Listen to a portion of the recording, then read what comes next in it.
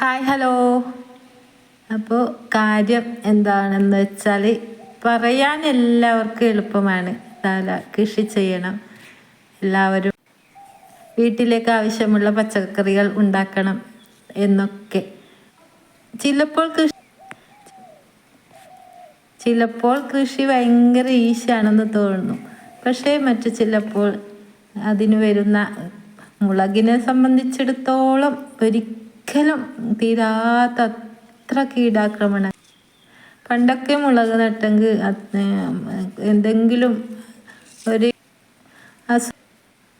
പക്ഷെ ഇപ്പോഴാണെങ്കിൽ മുളകിന്, തക്കാളിക്ക് ആണെങ്കിൽ ദ്രുതവാട്ടവും ബാക്ടീരിയ വാട്ടവും അങ്ങനെ ബാക്ടീരിയയുടെ ആക്രമണം കൊണ്ട് അതിൻ്റെ വേര് ചീഞ്ഞ് അത് ചെടി അപ്പാടെ നശിച്ചു.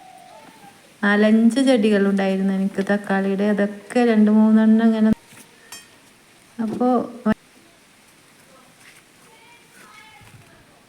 മുളകിന് വരുന്ന രോഗങ്ങൾ എന്ന് പറഞ്ഞെങ്കിൽ അധികം വരുന്നത് ഈ വെള്ളീച്ചയുടെ ആക്രമണം. എത്ര നിയന്ത്രിച്ചാലും എല്ലാ ദിവസവും ഇങ്ങനെ ഇലകളുടെ അടിയിൽ ഇങ്ങനെ പറന്ന് വന്ന് വീണ്ടും വീണ്ടും അത് പറന്ന് വന്ന് ഇങ്ങനെ ഇരിക്കും.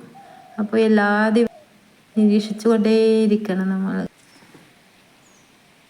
അതാണ് ഏറ്റവും നല്ല പ്രതിവിധി അറിയുന്നത്.